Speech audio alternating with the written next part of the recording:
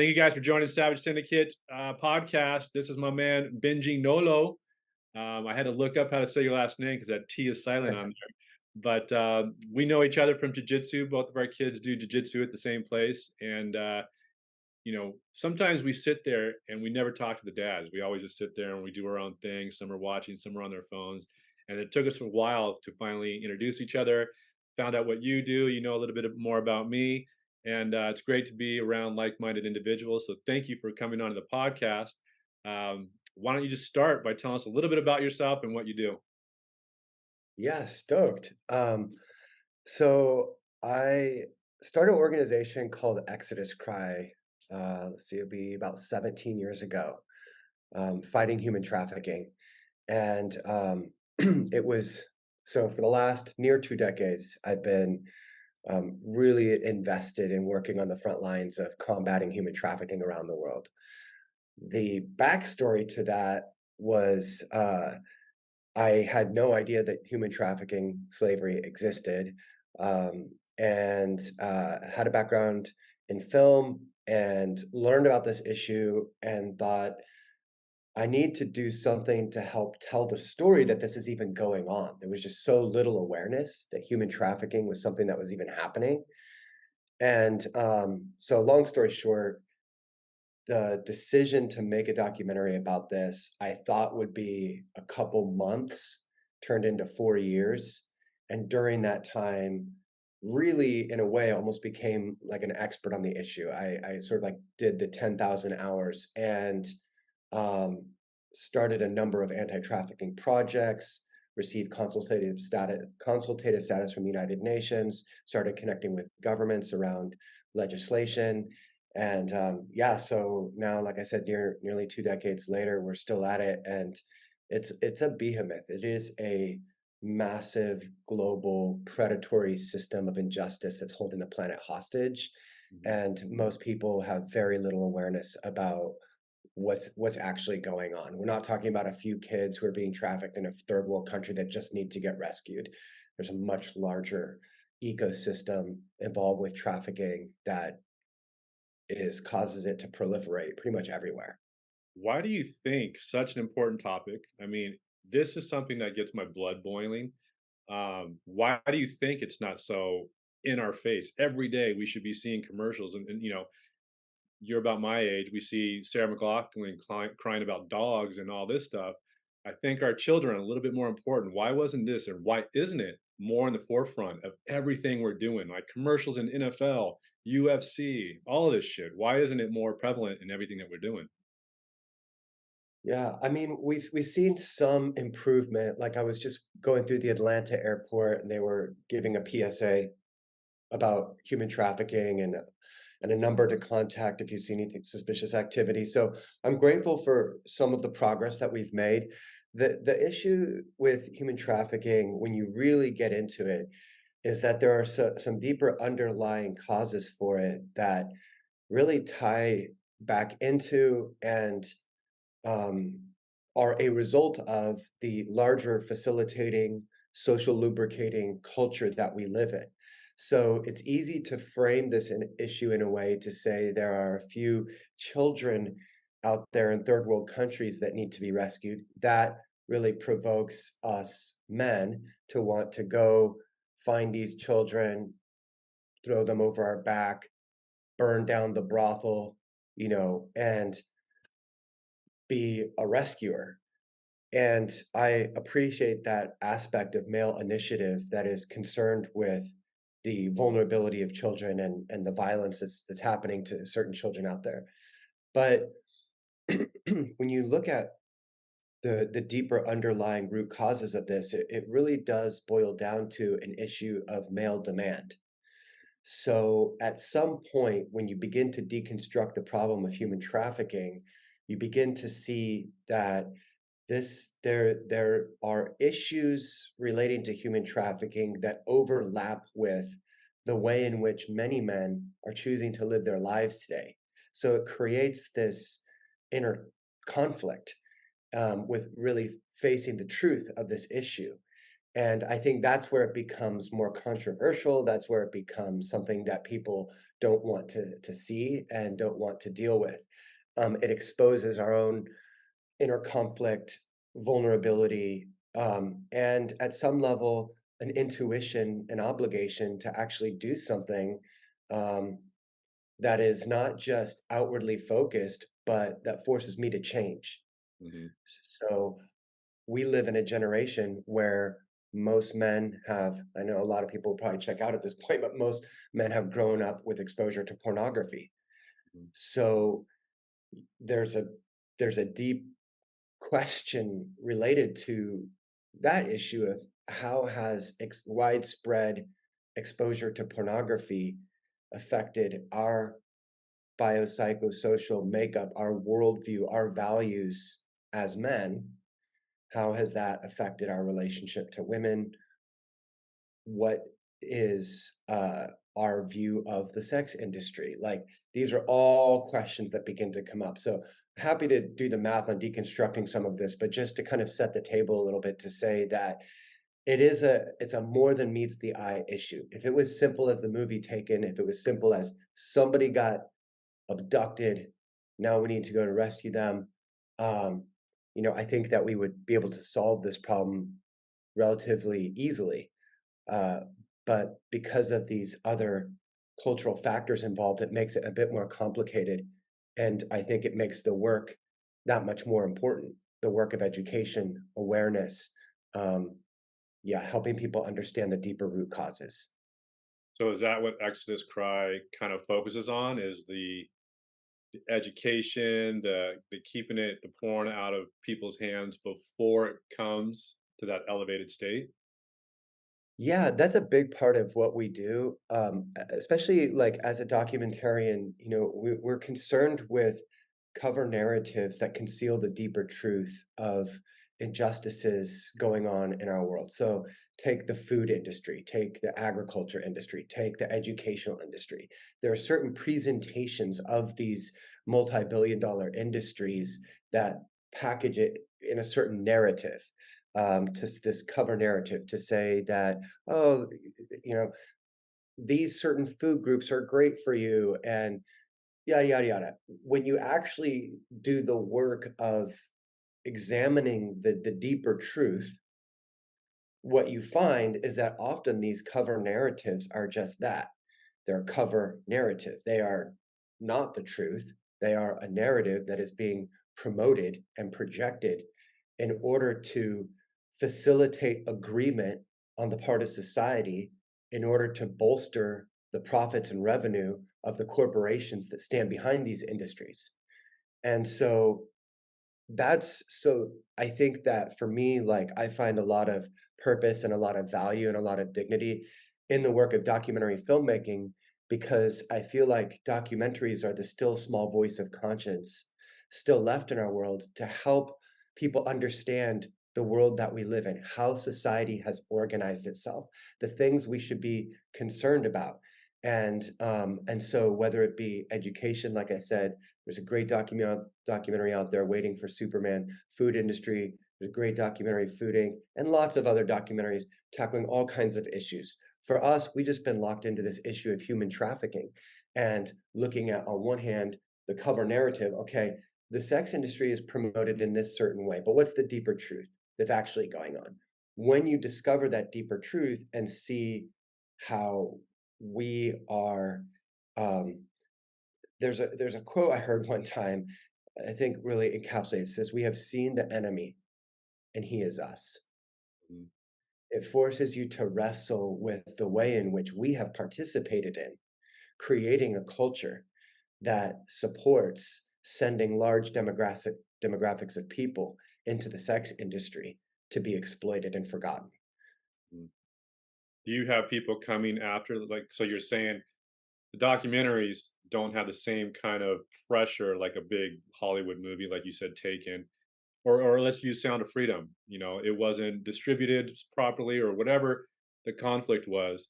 You doing the documentaries, you can get the voice out there, you can get the message out there without so many people coming at you, right? Because you don't have the backing of a big production company or something that says, "You gotta say this, you gotta do this." You could get the message out there the way you wanna get it out there, right? Yeah, and for us, that's a really important thing is being able to maintain editorial control and, independent creative autonomy over these projects, Mm, so that we can steward the story that we're investigating into its, completed form without compromise. And that creative journey takes years and years. The ultimate result of it is that we're able to contribute something meaningful to help people reframe these issues and really consider this world that we're a part of and what they can do to bring about change. And at the end of the day, this at some level does boil down to the protection of children and the kind of world that we want our children to inherit. So I think myself in this way that every decision I make is voting for the kind of world I want my children to inherit. So I think for me, it's become like very, very important, a very personal, passionate, important cause to tackle this issue of trafficking because of yeah, the staggering numbers of people that are whose lives are being exploited in this industry. 42 million people trapped in the commercial sex industry around the world. It's absolutely insane. mm. I did a little research and I saw your UN, speech that you were talking to, and how many movies have you made or documentaries? I don't know. That's a good question. Um, let's see. Nefarious, liberated, raised on porn, high class, buying her, the series Beyond Fantasy, the series Entering Pornland, handful of shorts. I don't know. We've we've done a few. But We've been at all it for a but minute. all very sensitive subjects, and I bring up the UN speech because you talked about you went to, I believe it was Cambodia, and you saw I believe it was American, Yeah. getting ready to purchase a child Mm. for sexual activity. And I think your guide said, "Don't get involved. We're here to document. Don't get." And you jumped out of the van. You got the guy. You grabbed him off of the moped. How does not that not happen in every documentary? Because you got to hear just gut wrenching stories. You got to see some really bad shit. How do you not just jump out of your seat every single time that you're doing something like that? Yeah, that situation was particularly shocking because it was my first time being exposed to that issue in a personal way. We had gone into Cambodia to investigate child sex trafficking and were taken to a village called Swaipak on the outskirts of Phnom Penh. And our host had told us, we keep a low profile here to be able to do the work that we're doing. So make sure you guys keep it cool. So we're in this van and you're kind of like down some back streets and they're alleyways, they're dirt streets. You're very aware that, you know, we're not in the tourist part of Cambodia. You have to know where you're going to get to this certain place. And as we're coming down this alleyway, our host was telling us like that's a brothel.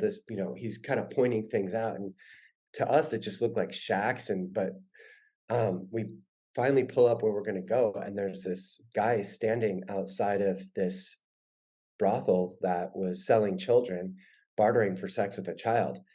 He really stood out because he was the only person we had seen that wasn't just indigenous. He was, middle-aged, overweight, uh, white guy, and so I get out of the van, and I just instinctively start walking towards him.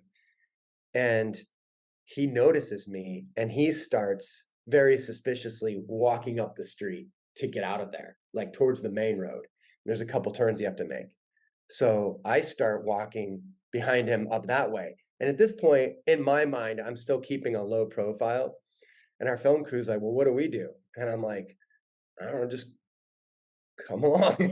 So before I know it, we're in a full blown sprint. Our film crew chasing this American pedophile through the streets of Swipak in Cambodia, and he jumps onto the back of a moped taxi, and I grab him right at the last second as he's about to bolt it out of there, and I just kind of yanked him back like this, and I found myself face to face with this man who had flown halfway across the world to come buy a child for sex, and it was a really surreal moment to really face in a literal way, um, inches away from him, another human, another man who had consciously made a decision to come rape a child for sex, or to come rape a child, for money. Mm, And I just remember in that moment, it happened in a flash, but there was so much going on inside of me. And because on one hand, you know, I like I grew up watching that show 24. I wanted to go full Jack Bauer. I wanted to unleash vengeance on this guy. And then there's the voice of my host that's suddenly catching up with me saying we need to keep a low profile. So that's going on. And then there's this other part of me that sees the cowardly nature of what this man had become. Um, there's a verse in Proverbs that talks about this idea of giving way to unbridled sexual appetites will reduce a man to a crumb of bread. I had witnessed that firsthand. This man who was so ruled by his devious sexual appetites that he had come to this place and he was shaking, and I saw the cowardly nature of this man. So it was this weird feeling, like this mixture of anger and vengeance and some kind of twisted compassion, um, like if I hit you, I'm hitting a coward. And it was just this weird moment. But they made it off, and I left him with a threat. And as I was walking away from that encounter, I just remember having this thought that uh, this guy didn't wake up one day and decide that he was going to fly halfway across the world to come buy a child for sex. Something happened in that man's life over years that brought him to this point, and where he was now acting out on years and years and years of giving way to these, unbridled sexual appetites cultivated and fueled by pornography. mm. So, it's not to say that every person who's exposed to porn or has watched porn or does watch porn is gonna end up there, but every person who is in that position that we talked to did have a prior history of pornography consumption from childhood.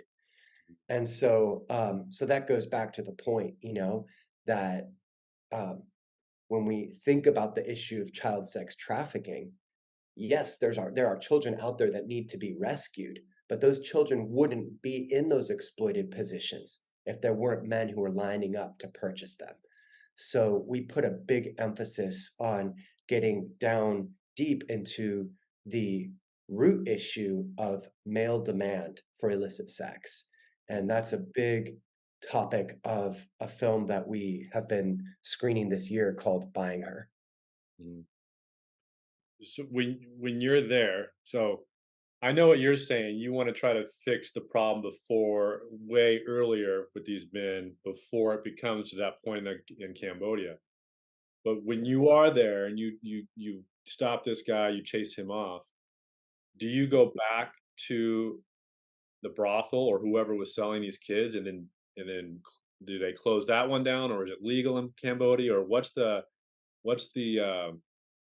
punishment, or what's the next step after you've seen that guy doing that? I mean, not you per se, but does the law get involved in Cambodia and shut that place down, or shut this the whole? I don't know. What's the next step for these the people? Well, the experience marked me deep enough that I spent the next 8 years after that writing a screenplay on the real, true story of what's going on in Cambodia related to trafficking. So I'm currently at the point now of I'm in pre-production, getting ready to film that movie to tell the story of what's going on in Cambodia. It's they're fighting trafficking is a cat and mouse game because as soon as you develop a strategy to go after a trafficker, they adjust their strategy for selling. So at one point, the brothel uh, reality was something very prominent in some of these villages in Cambodia, where they would keep children in brothels. They realized that they became a target for law enforcement investigations, and so they adjusted their strategy to realize that they didn't actually need to keep the children at the brothel. When these men came into town looking for a child, they could have a pimp go to the parents' house and pay the parents to get the child out to take them to a client.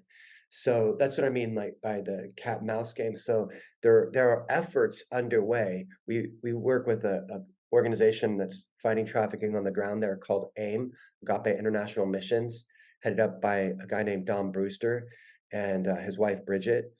And they are constantly they have deploying investigations, and they've been given permission by one of the generals in Cambodia to develop their own SWAT team, which is really important. So that um, previously they had 18 raids in a row that were tipped off. So it's really important to protect the uh, the privacy of information that's being communicated during these investigations so that raids aren't tipped off.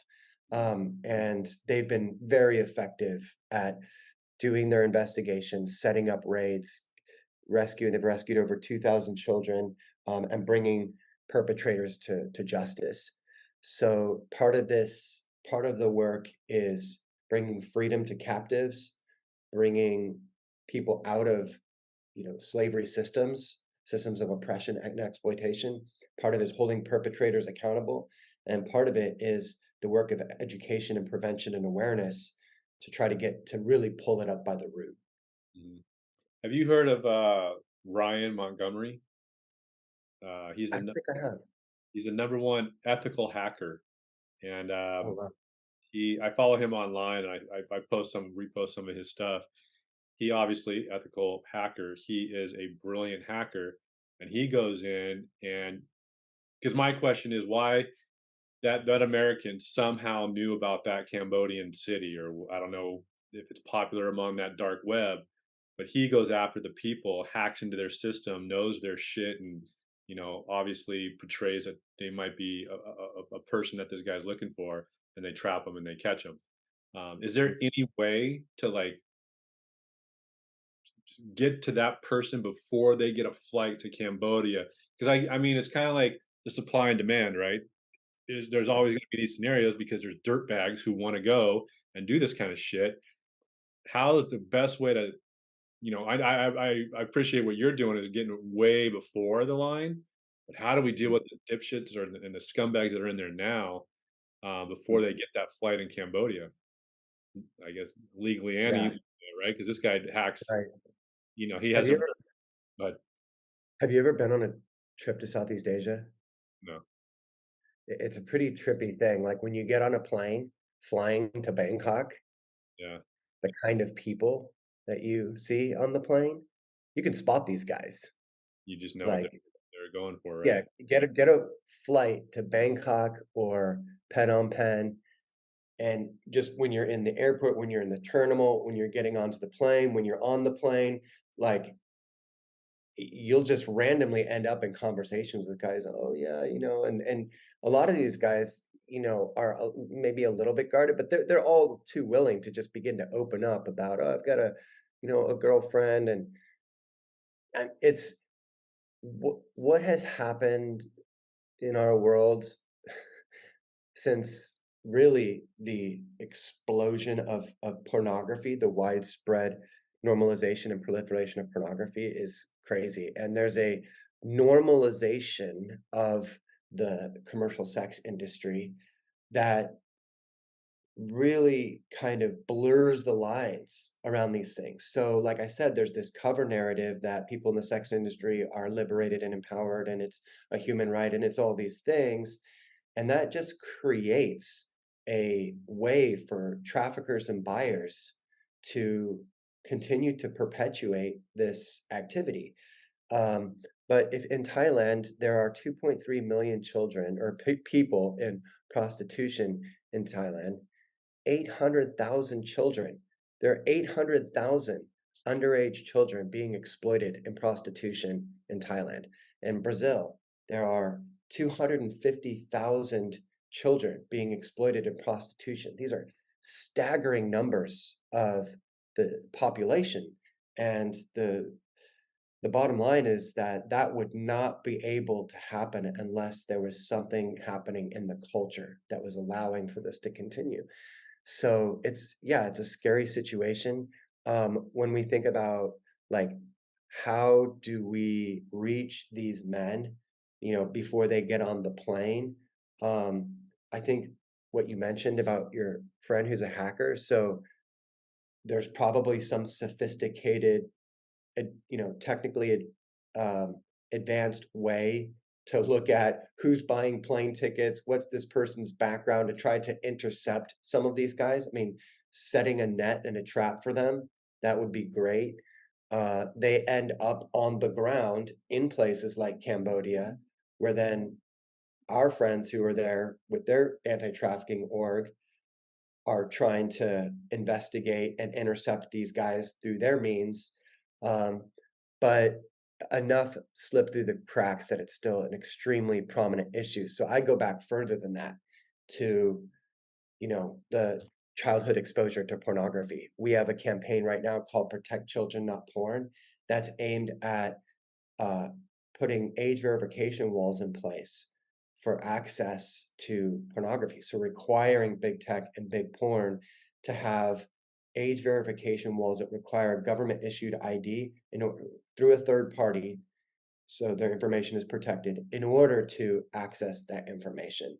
Um, and I think for us, like that's one step towards helping to prevent childhood exposure to porn that is really the deeper root cause that is, you know, uh, growing this appetite in so many men. So just a couple quick thoughts on that. When I talk about the demand for illicit sex, which is the root of sex trafficking, if men stop buying women and children for sex, this whole industry would implode overnight. So we're not talking about a few bad apples on the fringes of society. We're talking about large demographics of men around the world. So that is a major problem. 1.5 million purchases of sex per day in Germany. 70% of men in uh, Brazil purchase sex. 1.5 million purchases of sex per day in Spain. So countries where studies have been done, the numbers are staggering. So that is a huge, huge issue. It's not just, a few men, and if we could just stop these few bad apples. No, this is a cultural phenomenon. There's a mushroom cloud of demand that is exploding across the nations. So when you look underneath that, we did this documentary on these 12 male sex buyers. And what we learned over years of interviewing these men and many other men, we just included 12 in the documentary, is that every single one of them had a prior history of pornography exposure and consumption starting from childhood. So, in previous centuries, um, you might see 10, you know, beautiful, uh, sexually arousing women in your entire life. A 5-year-old boy can look at hundreds of nude women in the most violent, sexually graphic scenarios in a matter of minutes. So the I just don't think we've fully quantified the impact of what is happening in our generation.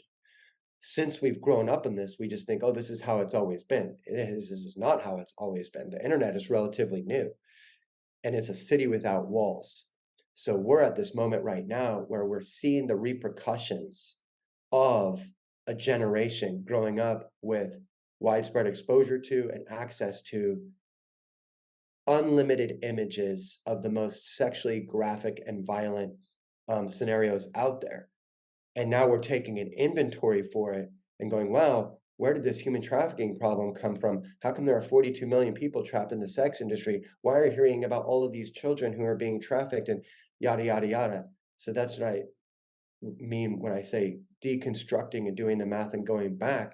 It is these confluence of factors working together that are creating this scenario now. So for us at Exodus Cry, we're not just trying to save the few that are out there that need to be rescued. We're trying to swim upstream to cut it off at the source because and that's the long-term work of how do we steer the ship back into another direction over decades. And that's what we're dug in with What doing. kind of walls do you hit? Is this only, I mean, I hear you rattling off the numbers of other countries. I'm sure there's different laws, there's different things of trying to get, the barriers up to the accessibility to the porn. Our laws might not be as strict as, let's say, Brazil's or vice versa.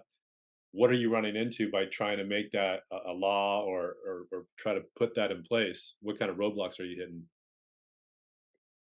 hitting? Um, well, we're making progress. We were told, that the US would be the last domino to fall as we began to push this campaign because of certain um, protections for the internet that exist under free speech laws here in the US. But since we started this campaign, we've already seen 4 states decide to implement these age verification laws. And so now there is even some lawsuits taking place. Uh, it's so systems of oppression will always resist movements of freedom, but we are seeing progress in a way that even we did not anticipate to happen so quickly. That said, there's a lot of people are just not educated well enough about all the connected issues. It's there's still an old guard that sees pornography as a Playboy magazine from the 1970s.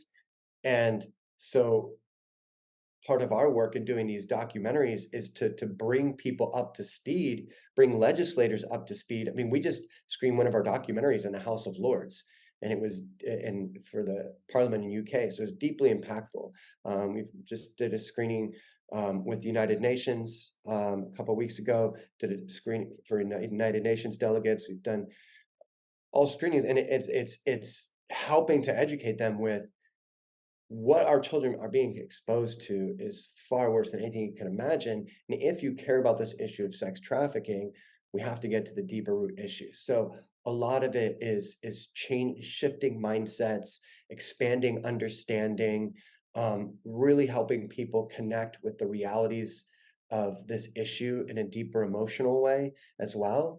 And our hope and conviction and belief is that over time that we will begin to see a way paved for the for legislation to be passed that would concretize the kind of changes that we need to see made so that we can protect children, protect vulnerable demographics of people, and eradicate sex trafficking from our world. Hmm. Well, as fathers, you have two boys, I have one. And my son, he's 10. He doesn't have a cell phone. He's complaining every day that he doesn't have one because I know what he can do with a cell phone. Not that he would. There's problems right there with a 10-year-old with a cell phone. What can we do as fathers of boys to try to, steer them in the right direction? So I mean, I'm not saying my son's going to be, but Yeah. I don't know. You know what I'm saying? I don't know how to articulate it, but we have Sure. boys. How do we steer them in the right direction to avoid all this shit? I wrote a book that came out earlier this year called Raised on Porn. I spent 10 years working on this book. The first half is frames the issue of how do we understand pornography and its impact on our world, and then the second half is what we can do about it. And a big part of that is how do we parent our children? How do we protect them from being exposed if they have been exposed? How do we parent, pastor them, shepherd them, lead them through that. So a big thing is some of the accountability measures, right? But let's say we have all of that dialed in, and then they go to their friend's house, and they end up in school, so in a situation where they're exposed. So I think that we have to do what we can to provide them with a structure that's going to protect them against exposure. But we also have to create a shame-free environment in our home and in the kind of conversations we have with our kids so that there's a safe place to talk through uh, a situation where maybe they have seen something. So because I believe that it's not really a matter of if, but when our children are going to be exposed to the pornographic images that surround us in this world that we live in now. So I think media literacy is a big thing. Okay, so you saw that billboard with the girl, with no top and a G-string, like, like just scantily clad, like sexually objectified woman. So you saw that. Okay, let's talk about what message is that sending? What is the story there? What is the deeper truth? Like, okay, that's presenting a very two-dimensional image of who this person is. Their body is part of who they are. That's not telling the entire picture. So what's the truth? Oh, that person has histories, preferences, life experiences, dreams, desires. So trying to create a more connected three-dimensional experience for our children with the world that they live in, how to create a more empathetic way of seeing humanity, even though so much of our culture is driving us towards objectification. Another thing, along with media literacy, is um, having age-appropriate conversations with our kids to instill in them a sense of bodily autonomy, understanding their body has value and there are different parts of our body for different purposes, and why it's why we need to have good boundaries and respect and love our bodies. Again, not in a shame-based way. It's like, say penis to your child and watch their face turn red. Like, why is that? There's this. It's like, no, that's part of your body. I mean, I'm not going to go out to a store and say that everywhere we go, but like, own that part of yourself, love that part of yourself, value that part of yourself, respect that part of yourself. Like, so I think there's ways to have age appropriate conversations just to begin to instill in them a sense of bodily autonomy, so they even have a framework to understand the way in which pornography absolutely twists and perverts and hijacks our conception of sexuality. So I think that those two things, media literacy and age appropriate conversations, instilling a sense of bodily autonomy in our children, are two like really important things. And then, the third thing just being creating enough structure to prevent inadvertent exposure. And but I go into this in much greater detail in the book for anyone that's interested in the subject matter. The book's called Raised on Porn. Okay. And I'll get links from you and we'll put them in there. I know you have a hard stop in a little bit, so let's talk about your newest project. I have tickets. I'm going in October. So Awesome. talk to us a little bit about that project. Yeah, so we're premiering a new film at the Newport Beach Film Festival on October 17th coming up. So for anyone who might be watching this that would be interested in attending, if you just go to our Instagram bio, either me, Benji Nolo, or Exodus Cry, you can click the link in bio and there's a way to get tickets to attend the premiere.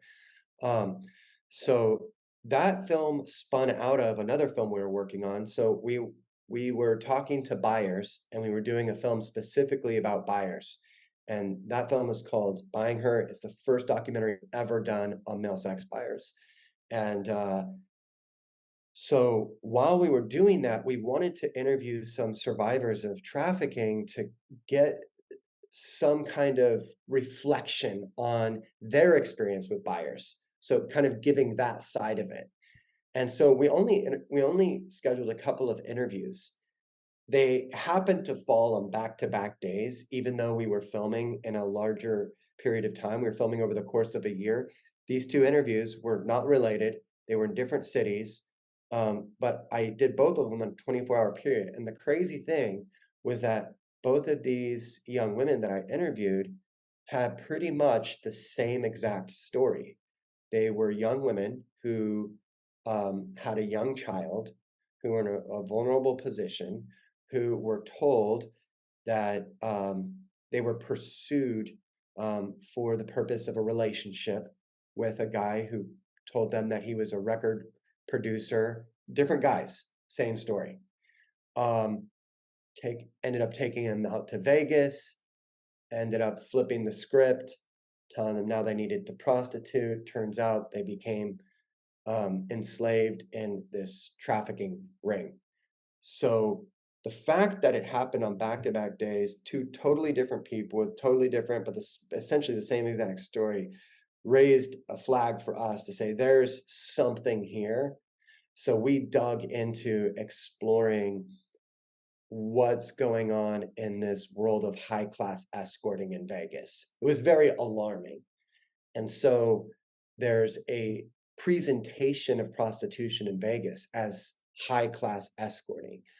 You see the trucks driving around, girl to your room in 20 minutes or whatever, is being advertised. And there's guys passing out cards on the street, girl to your room. So when you go to Vegas, it's a city that's known for the high-class escorting version of prostitution.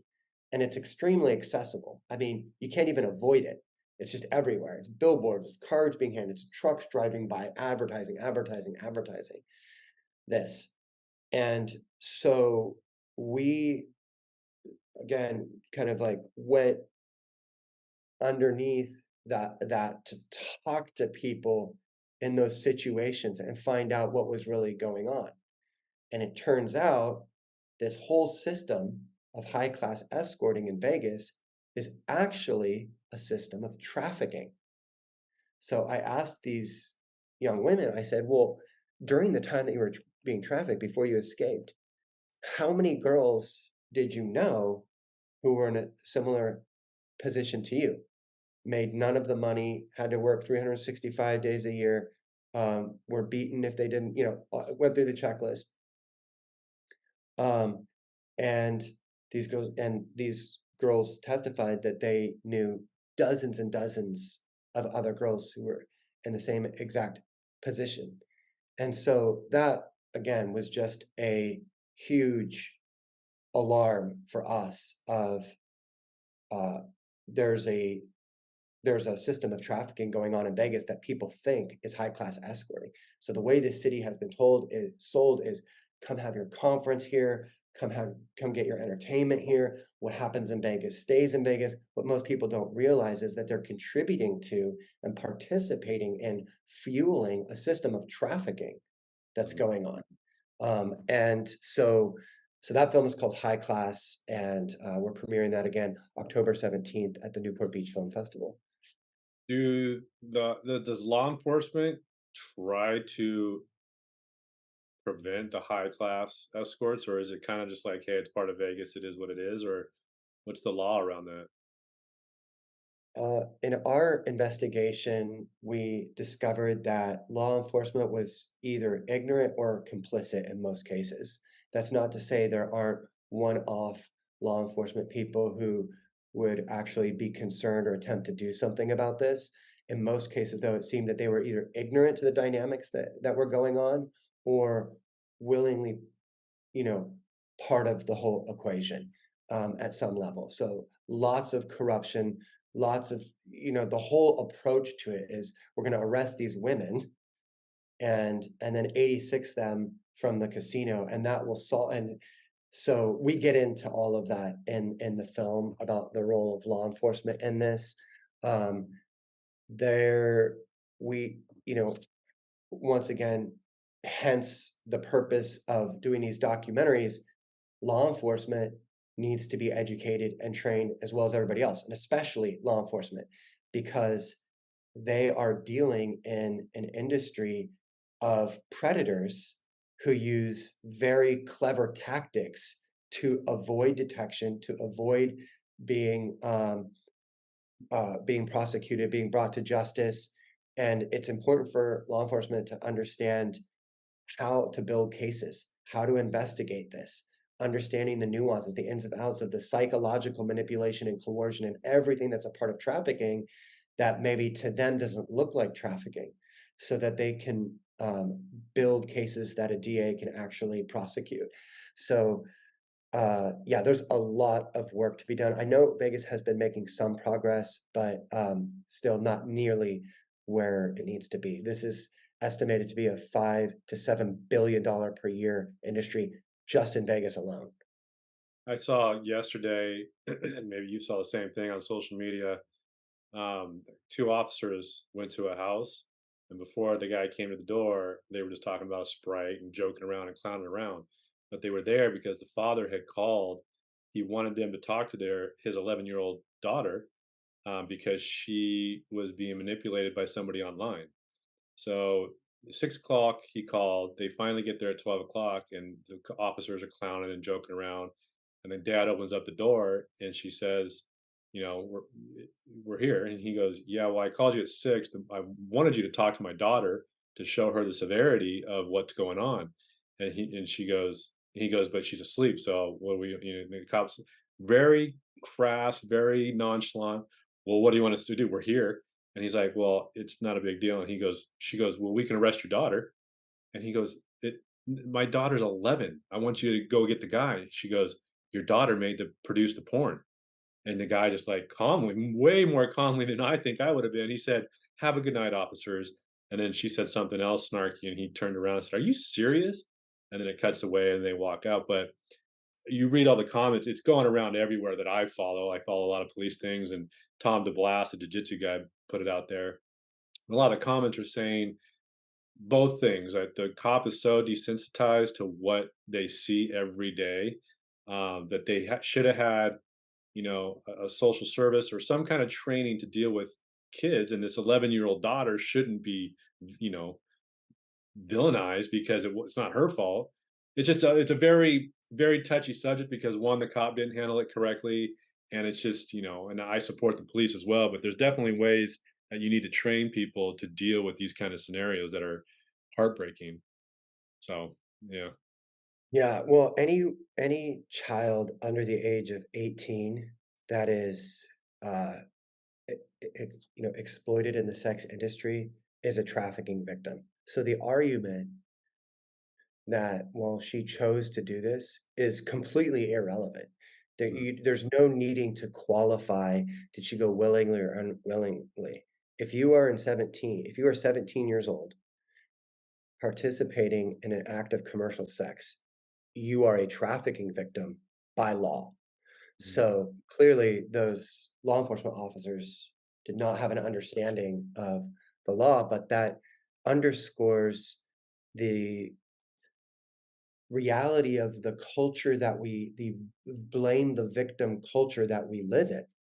So, yeah, like I said before, the entire approach to dealing with this is go arrest these women who are out prostituting in the casinos, and that'll solve it. They put them in a paddy wagon, they take them in, they book them. So, and all this is doing is strengthening the chains that are holding them in these bondage situations. Because now everything the pimp told them is true. Law enforcement is against you. Society is against you. Now you've got a criminal record. Now what are you going to do? So yeah, it deepens the slavery that they're already a part of. Instead of taking a victim-centered approach to seeing that, okay, these are vulnerable demographics of women who were coerced into these exploited positions. Who's doing the coercing? who's actually making the money from this, and how do we get them? And then how do we get the men who are coming here to buy them as well? So the need to criminalize the purchase of sex at a felony level offense is the way to eradicate that. But Vegas back in the 90s attempted to begin to go towards a family model, uh, or family oriented approach to building their city.